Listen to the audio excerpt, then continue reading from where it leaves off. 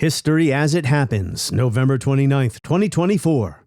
The Crisis of Liberalism. I pledge myself to a new deal for the American people.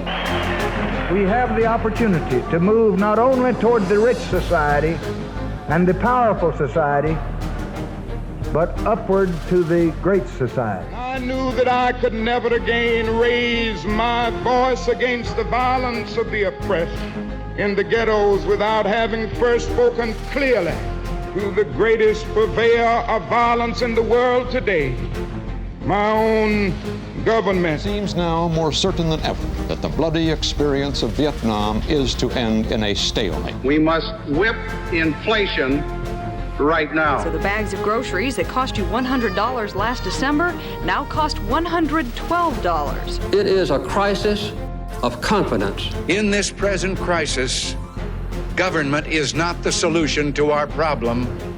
Government is the problem. The era of big government is over. The rich appear to be getting richer, and it may be at the expense of everyone else. Inequality is at its highest that has been probably ever. For the sake of America, vote no on this NAFTA. We are in the midst of the worst drug crisis in U.S. history.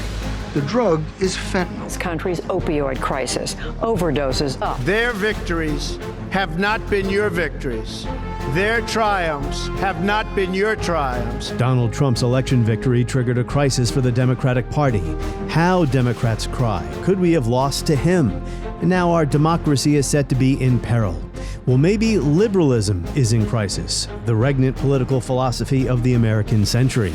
It appears to be a spent force at home and abroad.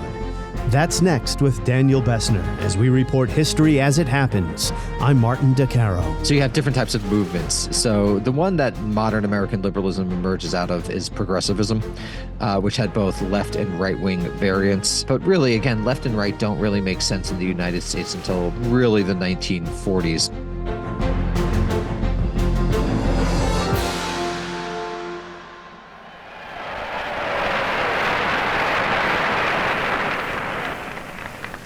Let it also be symbolic that in so doing, July 2nd, 1932, Chicago. Let it be from now on the task. Franklin Delano Roosevelt accepts the Democratic Party's presidential nomination. I pledge myself to a new deal for the American people. Give me your help not to win votes alone, but to win in this crusade to restore America to its own people. And in November, FDR trounced the hapless Herbert Hoover as the Great Depression tore at the fabric of American life. Let me assert my firm belief that the only thing we have to fear is fear itself. And this may be as good a place as any to begin this episode, because what followed, the New Deal and victory in the Second World War, helped create the most prosperous quarter century in American history, at least to that point. Union membership soared, the middle class expanded. To fight the Cold War, Republicans and Democrats established the national security state and built an enormous arsenal of nuclear weapons. We must guard against the acquisition of unwarranted influence, whether sought or unsought, by the military-industrial complex. Racial justice was delayed. It arrived in the mid-1960s, a century after the abolishment of slavery. Congress passed the Civil Rights Act and Voting Rights Act, and Lyndon Johnson in May 1964 delivered one of the most utopian speeches by an American president ever. For in your time, we have the opportunity to move not only toward the rich society and the powerful society, but upward to the great society. The great society rests on abundance and liberty for all. It demands an end to poverty and racial injustice, to which we're totally committed in our time. American liberalism, a political philosophy Democrats and Republicans subscribe to while disagreeing how best to accomplish its aims, seemed to be at its height. But then, as this story goes, came Vietnam, inflation, stagflation, Watergate, oil shocks, two of them in the 1970s, deindustrialization, and our crisis of confidence, our soulless materialism. It is a crisis that strikes at the very heart and soul and spirit of our national will. We can see this crisis in the growing doubt about the meaning of our own lives. The 1970s were followed by what some call the dawn of neoliberalism, the Reaganite Thatcherite attack on the welfare state. Reagan cut taxes, slashed regulations, boosted defense spending, and bolstered our alliances in the liberal internationalist tradition. There was, after all, a liberal world order to maintain. And by the early 1990s, it appeared history was moving in our direction. The Soviet Union vanished. This is a victory for democracy and freedom. It's a victory for the moral force of our values. Market economies and democracy spread. Then came NAFTA, what looked like democracy in Russia, and China in the WTO with permanent normal trade relations. Moves some believed would inevitably lead to political liberalization in communist China. We can work to pull China in the right direction, or we can turn our backs and almost certainly push it in the wrong direction. The WTO agreement will move China in the right direction. It will advance the goals America has worked for in China for the past 3 decades. And, of course, it will advance our own economic interests. Well, 2 decades later, a former real estate developer and reality TV host would mount a successful presidential campaign, fueled in part by public anger at the free trade consensus. You know, a couple of days after Donald Trump's second victory, this time over Kamala Harris, historian Daniel Bessner posted on X, formerly Twitter, "I feel like people are missing the fundamental lesson of the election. It is not the Democratic Party that is in crisis. Liberalism itself is in crisis," he said. Liberalism itself, the dominant political and governing philosophy of the American century. Capitalism, democracy, civil liberties, anti-communism, a powerful national security state, and internationalism. Think of NATO and the United Nations. One reason why critics say liberalism has failed is because it has betrayed or abandoned its commitment to the economic well-being of the working class, while pursuing military misadventures overseas in the name of fighting communism or terrorism, or as President Biden might put it today, fighting a battle against autocracy. So where did it start going wrong for liberalism? Where can we trace the roots of today's populist backlash against the establishment, against incumbents like Kamala Harris, who say they will defend an unpopular system against a disruptor like Trump? Historian Nelson Lichtenstein's book is one place to look. Page 438 of A Fabulous Failure, The Clinton Presidency and the Transformation of American Capitalism. Lichtenstein writes, "The idea that a new economy had transformed American politics proved to be a powerful illusion. When Clinton and Gore opened their Little Rock summit in December 1992, a sense of crisis pervaded the discussion of how the American version of world capitalism might be transformed. 7.5 years later, in April 2000, Clinton convened a White House conference on the new economy. A techno-triumphalism pervaded the conclave, with Clinton announcing, 'We meet in the midst of the longest economic expansion of our history and an economic transformation as profound as that led us into the Industrial Revolution.' Thus, Lichtenstein writes, by the end of the Clinton presidency, this new economy construct had become a pervasive and powerful vision, offering a techno-social solution to virtually every problem confronting the nation. I believe the computer and the internet give us a chance to move more people out of poverty more quickly than at any time in all of human history. I believe we can harness the power of the new economy to help people everywhere fulfill their dreams." The idea that a globalized economy combining high technology and entrepreneurial innovation had generated a new sort of capitalism proved intoxicating. The concept became an all-purpose rationale for almost any sort of political or social program. For Robert Reich, the new economy promised to transform labor relations and worker skills. For Alan Greenspan, it would keep interest rates low because new economy productivity levels would mean that wage increases in full production were no longer inflationary. And for others, writes Lichtenstein, rapid communications and efficient transport networks linked together a new era of free trade and democratic reform. For Larry Summers, Al Gore, and President Clinton himself, a technologically sophisticated new economy provided the modernizing rationale for the deregulation of telecom, banking, and international finance. Again, that is Nelson Lichtenstein writing in A Fabulous Failure, a book about the 1990s transformation of American capitalism and all that prosperity and economic growth that may have been built on sand, as many working class people might say today. Are the 1990s the right place to start? How about the 1940s? Ideas are not static. Liberalism has changed over time. The world has changed. Liberalism or liberals have influenced the course of events, but events have shaped liberalism. For instance, the collapse of the Soviet Union.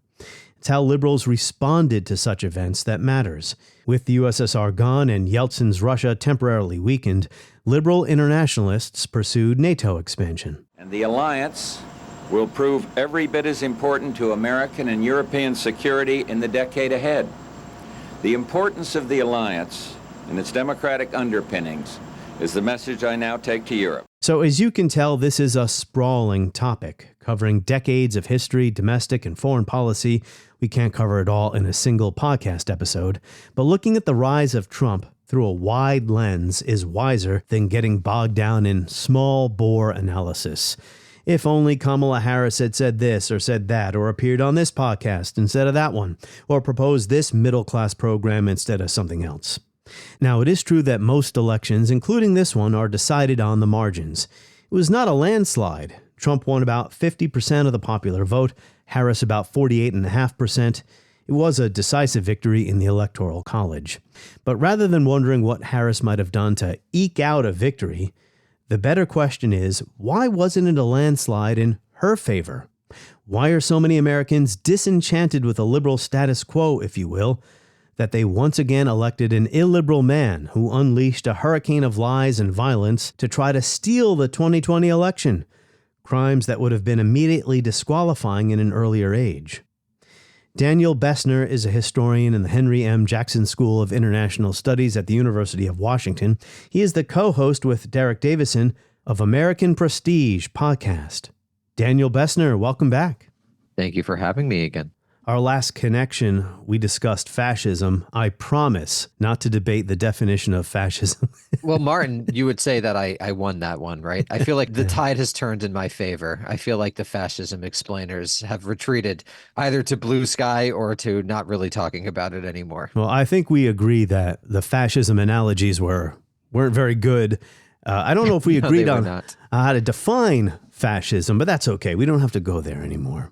Anyway, we're going to talk about a different political and philosophical concept today because you posted on Twitter or X a couple weeks back amid the hurricane of postmortems about the election and what went wrong, what's wrong with Democrats, what's wrong with American voters, etc. You said something about the problem here is that liberalism is in crisis. I don't want to spend any significant amount of time on small bore analysis. But, some of this stuff isn't terrible, right? Elections are decided on the margins, right? I don't understand how people talk about that shit like every day as part of their jobs. It's so boring and pointless. That's my take on small bore analysis. Well, yeah, the reason why I want to have you on here as a historian is to broaden our perspective, because I get bored with it as well. But, the pendulum can swing back in 4 years or even 2 years. This has happened before where one party feels like, oh, they're dead. They're never going to get the White House back again. And then they get the White House back again. For sure. I think the thing that we might see, and I'm not the first to say this, is swings back and forth between the parties because no party is really doing anything to address the fundamental structures of the economy. I don't think Trump is going to. I don't think Kamala would have, and I don't think Biden did. Would it be a surprise if we have these swing elections, which is a sign of general instability? And then the question is, why is there such instability? I think the gerontocratic structure of our politics is crucial, but I think most important, liberalism itself is a failing ideology. I think it is unable to confront the questions of the day. It used to be able to and is no longer. And I think that explains a lot of the chaos in our politics. Good segue to the main order of business here.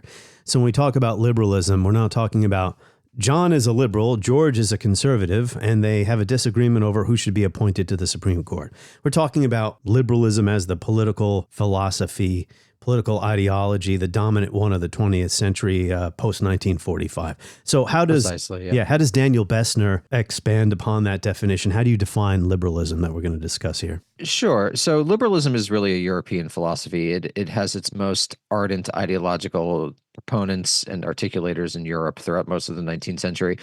People have called Abraham Lincoln liberal, and it's like, okay, I kind of get it. There was this transatlantic movement of ideas, but it didn't really coalesce as a political movement here in the way that it did, particularly in the United Kingdom and elsewhere in Central and Western Europe, in France and Germany in particular. What the United States had basically until the 1930s and 1940s was progressivism, which emerged in the 1890s and is basically more relevant to the United States' political matrix.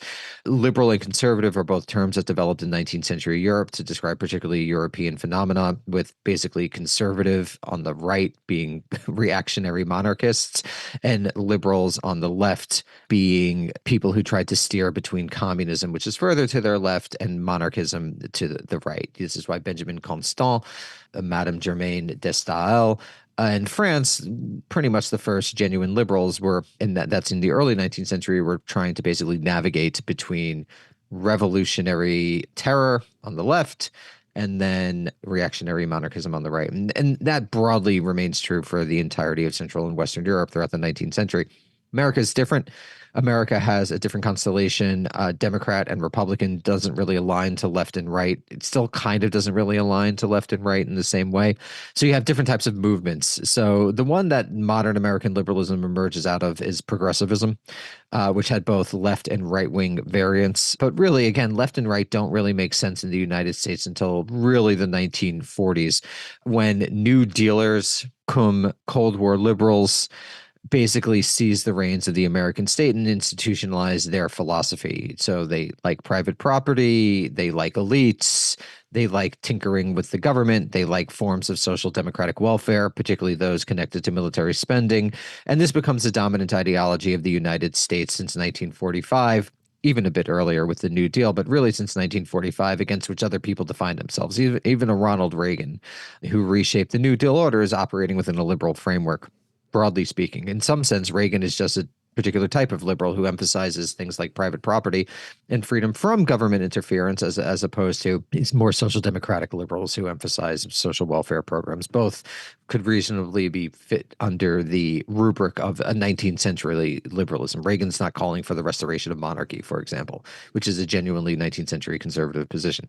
So liberalism defeated the left. I mean, it's really Harry Truman and then Eisenhower who destroyed the American left very consciously, essentially forcing communists and other radical unions out of the CIO, declaring that any genuinely left-wing organization was subversive, prosecuting the American Communist Party, et cetera, embracing a form of social democratic welfare Keynesianism.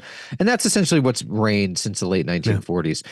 What's happened now is that clearly liberals have been ossified, they're sclerotic, they're unable to make actual changes to their positions, and they're unable to actually address any of the fundamental economic problems that face Americans. And I think this is reflected in the Democratic Party, which has been totally professionalized. The professional managerial class essentially runs it, goes to, a relatively small number of, let's say, top 50, top 100 colleges, has particular beliefs about the world, about the economy, about foreign policy, about culture, that aren't necessarily speaking to the interests of most Americans. I mean, personally, I think most Americans are kind of on the liberal wavelength in terms of culture for the most part. There are issues, probably the biggest disagreement is over trans athletes playing in women's sports. That seems to be like the gigantic dividing line on cultural issues. But generally, I would say most Americans are accepting of gay marriage. They're accepting of, gay property inheritance. They're accepting of trans people. I think we're a fairly tolerant country, all things considered. Culture, we've become more so over the course of our lifetimes. I don't think that was true in the 80s and the 90s. I think gay bashing was a genuine thing. Trans people are still victims of violent crimes. My understanding is to be much higher rate of violent crime victims are trans than the quote unquote average person. So there's still work to be done. But I don't think it's the major issue facing people. I think it's really the economy. And to some surprising degree, actually, recently, foreign policy as well. And liberalism has just been unable to address any of those issues. Well, that was a comprehensive answer. It's been nice talking to you, Daniel. That's it. You ranged far and wide. Yeah, I'm writing on this, so yes. I super know this. Would you agree that the current crisis facing liberalism has its origins in the post-Cold War period, the early 1990s? I can explain why. No, liberalism was fundamentally unable to deal with capitalism. It provides the ideological cover for capitalism, and I think capitalism inevitably tends towards these destabilizing crises. So I think the foundational problem is in the ideology's relationship to the political economy itself. But I do think liberals have failed to even provide their natural constituents, for example, college-educated people, with relief, like it's just an obvious political thing for a Democrat to do, is to grant widespread student loan relief so that wins younger people who are not so young anymore over to their side for a generation. The fact that they're unable to do that shows something that is cancerously wrong with the party. So I think maybe the liberals got over their skis once they defeated, or was perceived as defeating, the Soviet Union. To some degree, I think the Soviet Union failed more than was defeated. Kind of agree, yeah. In this election, the Democratic Party failed more than was defeated by Trump. They probably thought that this was the inevitable end of history, and that liberalism would be the dominant ideology. And in some sense, someone like Fukuyama, who argued that, was both right and wrong. He was wrong in the sense that it was liberalism, but he was right about capitalism. Capitalism is the foundational political economic system of basically every country in the world except North Korea. It's the only game in town, as I say. Yeah, so that was correct. It's just that you apparently could have autocratic forms of capitalism, oligarchic and kleptocratic forms of capitalism, without the liberal democratic form that emerged in the United States. I mean, we can go back even to the 1940s, 1950s, when the clamps were put on the New Deal. No more expansions of the New Deal order. I mean, Eisenhower preserved it. I'm glad you made the point that both Democrats and Republicans are operating within the liberal tradition. Eisenhower, he didn't end the New Deal. He just said no more new programs, right? And then the national security state was established in the late 1940s, early 1950s. But also some really important liberal institutions. We're going to talk about foreign policy as well. The United Nations, World Bank, International Monetary Fund, General Agreement on Tariffs and Trade, known as GATT, NATO, European Economic Community. We're conceptualizing what a liberal world order looks like. We're not talking just about abstractions, right?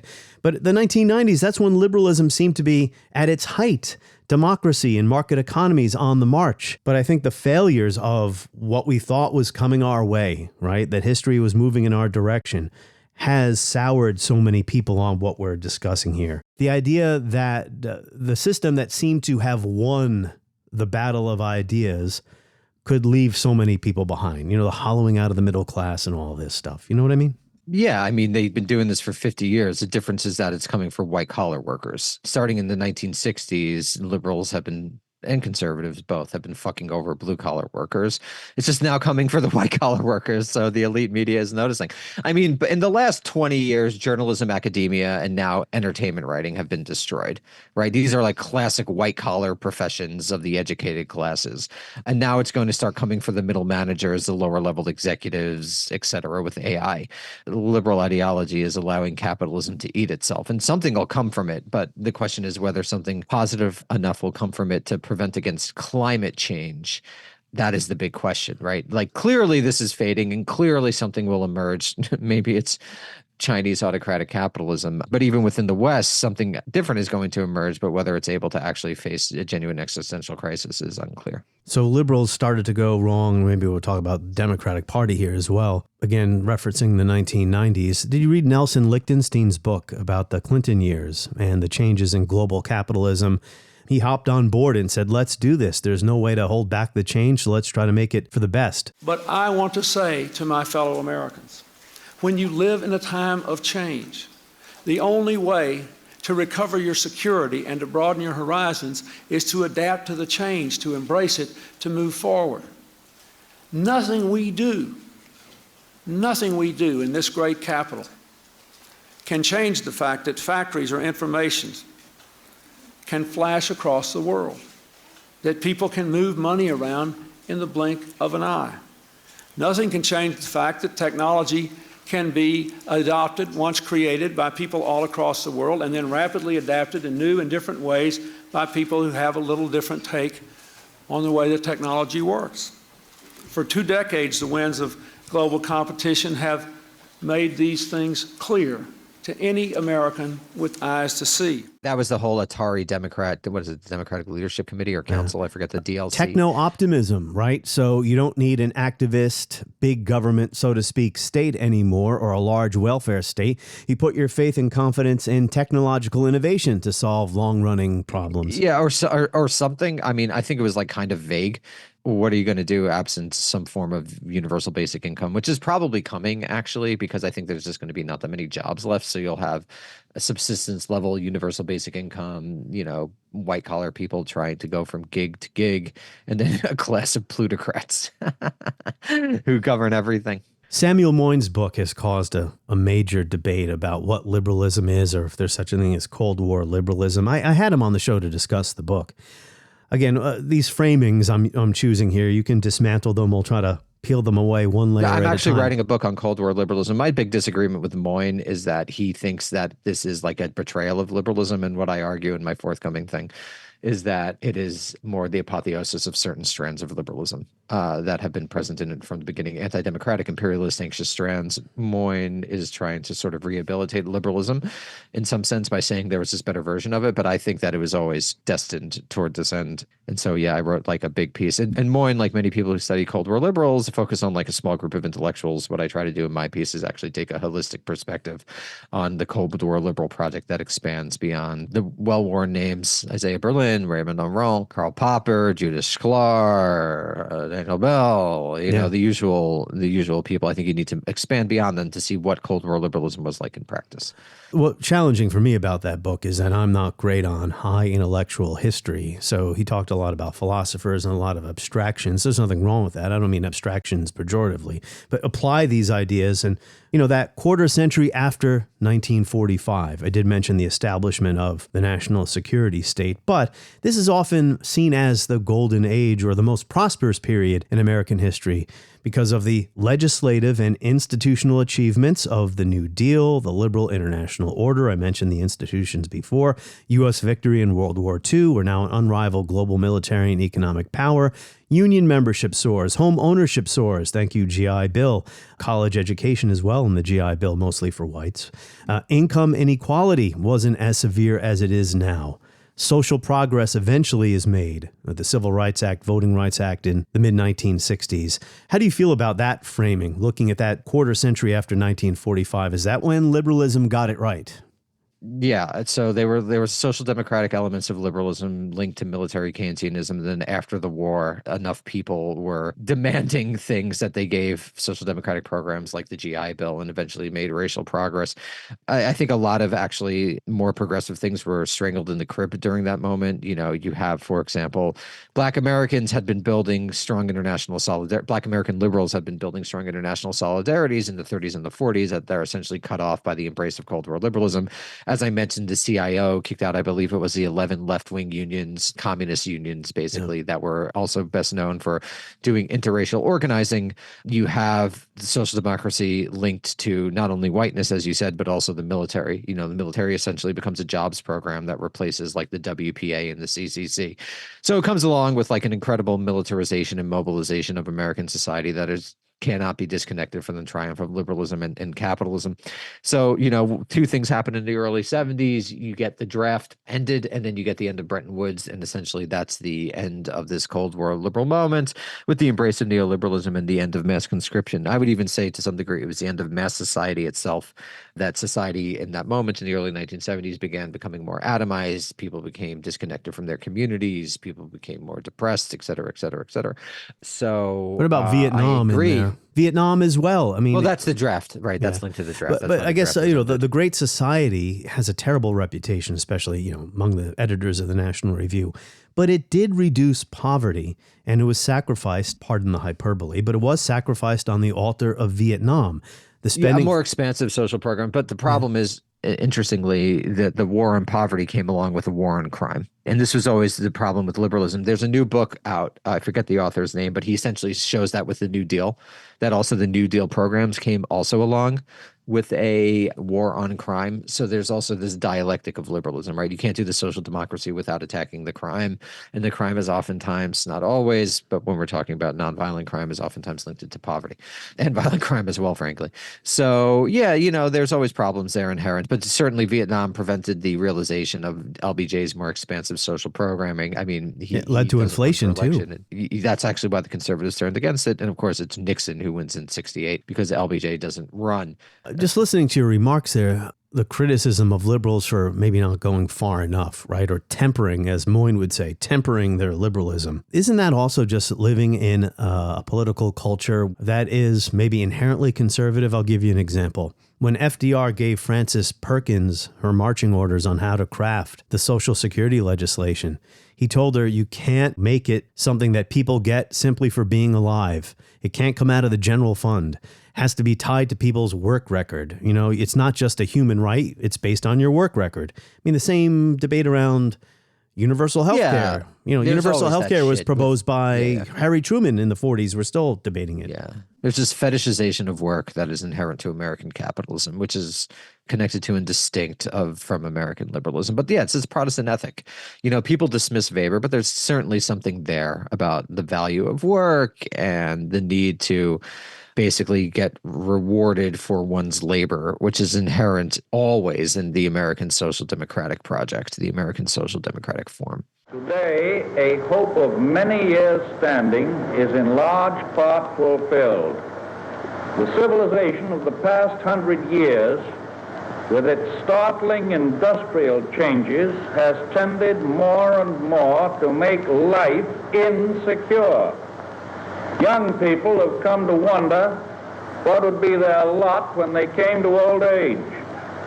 The man with a job has wondered how long the job would last.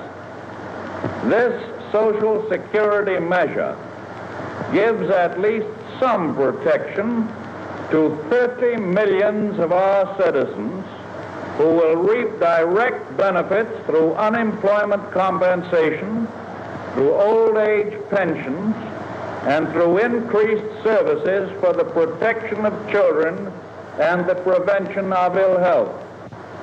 We can never insure 100% of the population against 100% of the hazards and vicissitudes of life, but we have tried to frame a law which will give some measure of protection to the average citizen and to his family against the loss of a job and against poverty-stricken old age. Foreign policy. When you hear the term liberal world order today, given what we know about the post-Cold War period, I would say we're in a post-Cold War period. Not to digress about whether we're living through the change of time periods here, a la the Oxford History of the United States. When you put down one book and you pick up the next one in the series, you're now in a different era of American history. But when you hear the term liberal world order, what do you think? I don't think many people buy it any longer. I don't think most people under 45 or 40 believe in it. Right after Trump was elected, there were some members of the foreign policy establishment that wanted to reaffirm faith in the rules-based international order or the liberal international order. And as Pat Porter said, I believe in around 2020 in his book, The False Promise of Liberal Order, it's almost a contradiction in terms because world ordering is an inherently violent, illiberal project. But even beyond that, what Biden's done with Gaza has basically given the lie to that entire thing. All those people were very staunch liberal international order advocates, and everyone now just knows it's total fucking bullshit. Someone says liberal international order at a talk, raise your hand and say Gaza. Yeah, I mean, it's okay. That's the liberal international order in practice. Going back to my frame of reference, the optimism after the early 1990s. I mean, this was an anomaly when you look back at it. The idea that there could be a unipolar world. There's always been multipolarity, even during the bipolar Cold War. There was a non-aligned movement, right? So this notion that the United States would have unrivaled power, or to use Paul Kennedy's formulation, the ebb and flow in relative power. You know, the notion that Russia would maybe one day become a democracy or would stay prone after its disastrous 1990s, or a country the size of China with all that untapped potential wouldn't eventually become a more powerful and prosperous country that wants to exert its hegemony in East Asia. You know, going back to that early 1990s, mid-1990s period, that idea that the world was moving in our direction and it might stay this way for the foreseeable future. Well, we fucked it up so much. It was guaranteed not to stay that way. Like what we did with Russia, not incorporating Russia into the Western liberal political economy in a real way was one of the stupidest fucking things people did. It's wild that they just went in and let like private capital destroy that country. There's different paths that could have been taken that would have given liberalism more staying power. But they didn't do that. They immediately went and destroyed Russia. And then they got mad once China started to assert itself in international organizations in the 2010s. Yeah, I think it was always doomed partially because of the specific choices that they made in the 1990s, not to expand their own political projects in a genuine way. Yeah. NAFTA and free trade in general, that was seen by its proponents as maybe the logical next step to fulfill, right? Well, some people would say this was neoliberalism, but the liberal world order. The negative consequences were downplayed or just simply overlooked. And I'll give you an example. So NAFTA, it led to illegal immigration, which has had a destabilizing effect in our country and in Europe too, post-war on terror dislocations. But NAFTA, right, it opened Mexican agriculture to competition with big U.S. agribusiness. Now, subsistence farmers, something like 2 million Mexican corn farmers were ruined by NAFTA. So what do these people do? They migrate to Mexican cities and they eventually migrate across the border so they can make a living here in the United States. So that was on which, by the way, small business owners in this country rely. Yeah. Which is why I have expressed my doubts about Trump's deportation scheme, because I think there's such a significant part of the Republic. Not that he's not racist and wouldn't do it if he could. I think he would. But such a significant part of the Republican coalition relies on that essentially extraordinarily cheap labor. I don't see how you do that. It would destroy not only elements of the American economy to get rid of that basically extraordinarily cheap exploited labor, but in the Republican Party, it's such a constituency in favor of that they need it. That's why E-Verify has never been implemented, because that they don't want it to be implemented, really. The Republicans are kind of funny. They ran on Roe, not wanting Roe to be overturned for fear that it would blow back against them. Turns out that it really didn't in 2024, at least. A similar thing with immigration and undocumented labor. They need it for their own constituency. Our economy relies on it. I guess my point is liberalizing projects or ideas like, say, global free trade, China into the WTO. When you go back and listen to what Bill Clinton said about what NAFTA would lead to, he even said world peace. I spoke with one of the folks who was in the reception just a few moments ago, who told me that he was in China watching the vote on international television when it was taken. And he said you would have had to be there to understand how important this was to the rest of the world.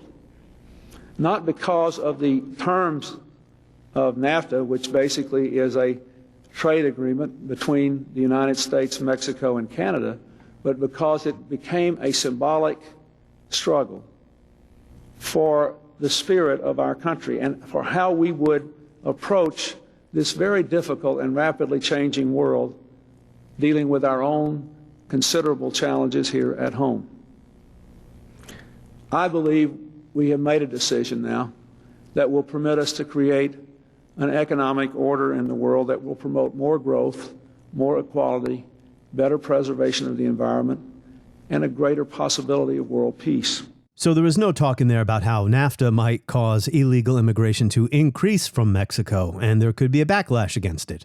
We're seeing that now. I think quote unquote illegal immigration, I use the term undocumented because the United States has just been so brutal and awful to the countries from which most immigrants come, mostly Mexico and Central America, that I do think that we have an ethical responsibility to provide help to those people after having consciously manipulated, invaded, really undermined these countries for centuries at this point. If people are worried about undocumented labor driving down wages, that's not a problem fundamentally of undocumented labor. It's a problem of wages, and they should do things like raise the wages by, for example, taxing extraordinarily rich people, not even that extraordinarily rich people, taxing just rich people in general, spending less on the military, et cetera, et cetera. There's ways to do that. So I think it's almost like a dodge. And I'm not saying you're doing that, but when people focus on quote unquote illegal immigration. This is where some people say it's neoliberalism. So when NAFTA was being debated and drafted and put together, there were people in the Clinton administration and lobbying forces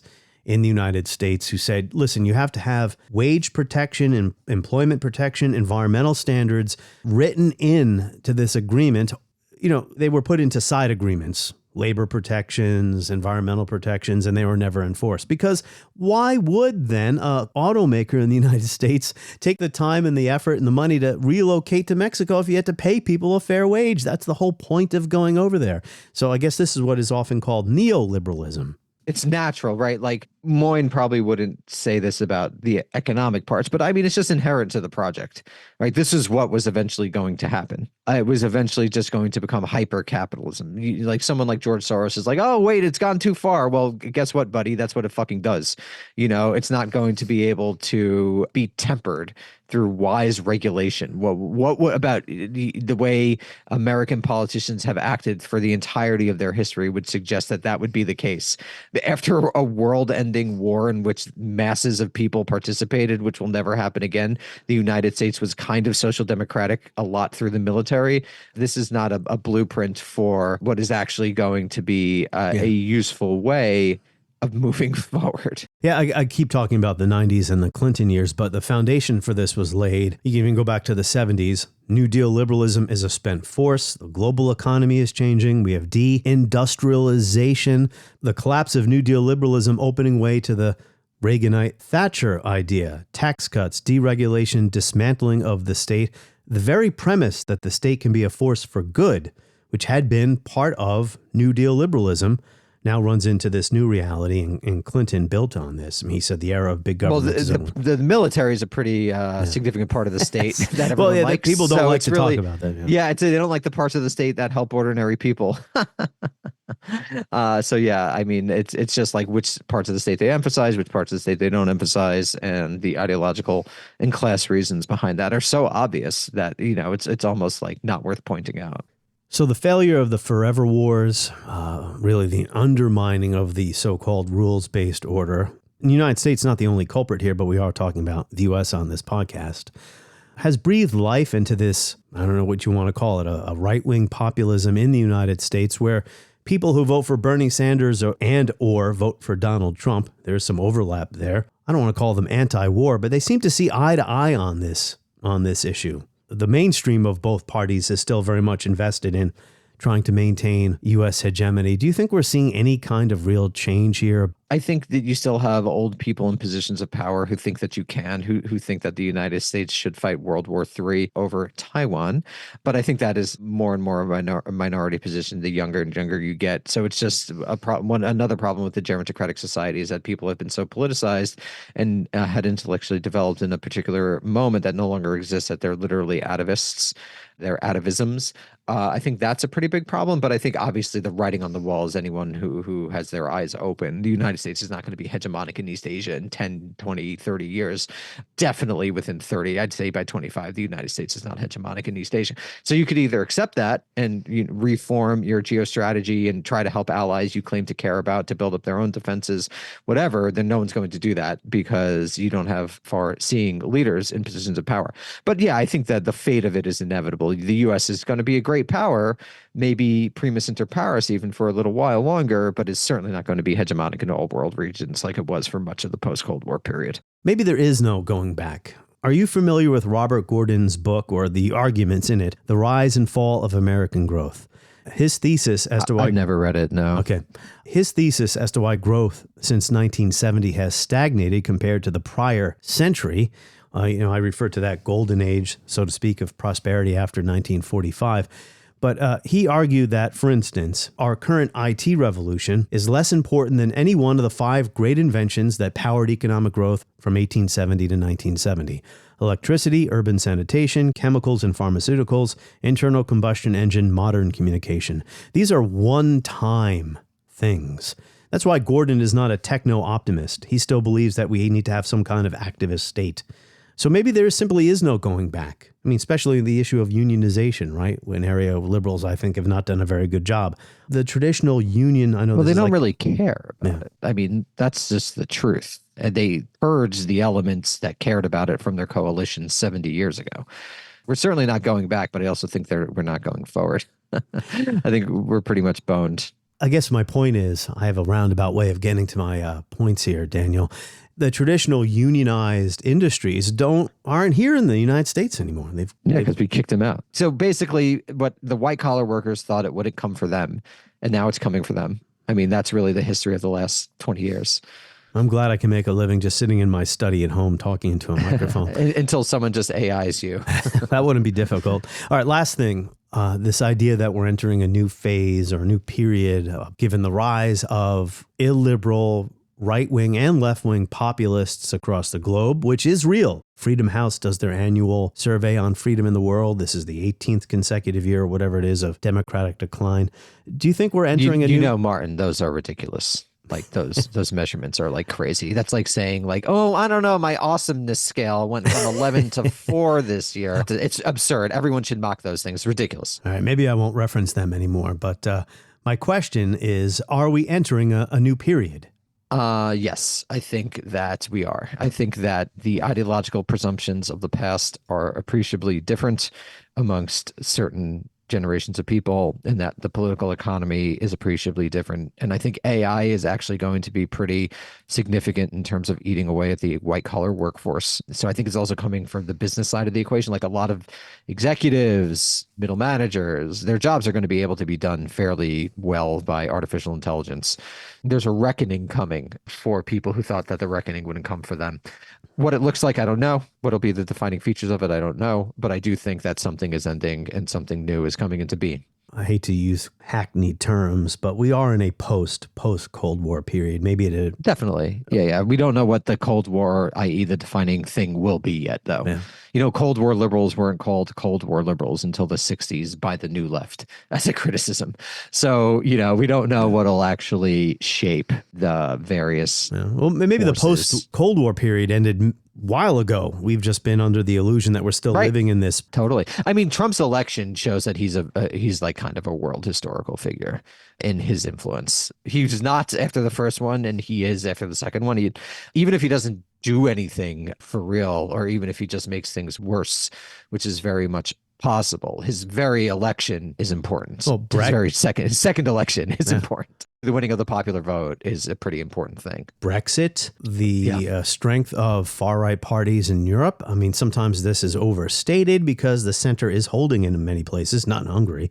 The rise of China, an illiberal, autocratic, most populous country in the world, right? Who doesn't have the same concept of, let's say, free commerce as, say, the United States does. What I'm struggling to grasp right now is if liberalism is failing and cannot be resuscitated, I hope the alternative isn't what we're seeing now. The political scientist and historian Roger Griffin has used this term on my podcast. We're the only two people who have used this word, Daniel.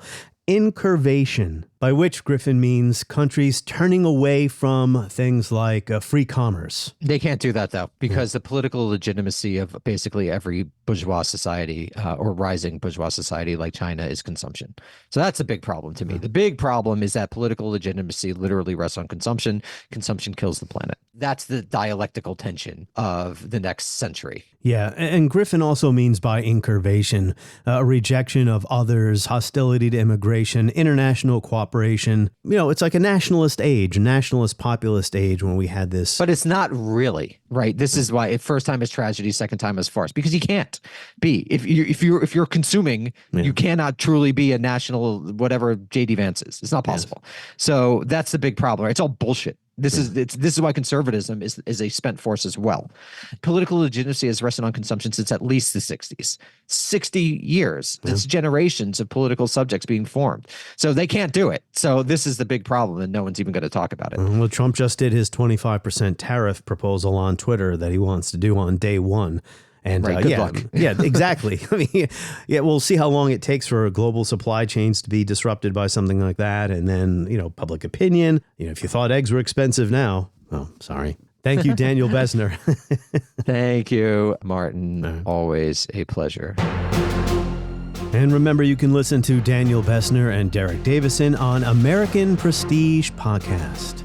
And remember, History as It Happens publishes new episodes every Tuesday and Friday. My newsletter comes out every Friday. Sign up at historyasithappens.com.